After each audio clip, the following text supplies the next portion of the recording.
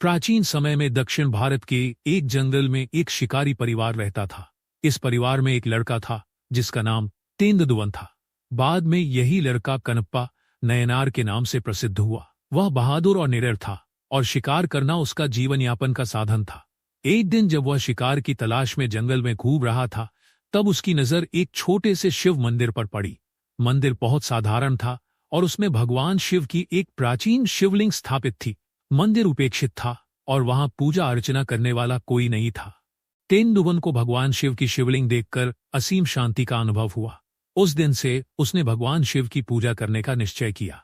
भले ही उसे वेदों, मंत्रों और पूजा की परंपराओं का ज्ञान नहीं था, लेकिन उसकी भक्ति सच्ची और निष्कपट थी।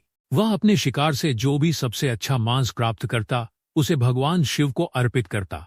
यह उसकी भक्ति का निस्वार्थ रूप था, जिसमें वह अपनी संपत्ति का सबसे अच्छा भाग भगवान को समर्पित करता था। भगवान शिव ने उसकी भक्ति की परीक्षा लेने के लिए शिवलिंग से खून बहाना शुरू किया।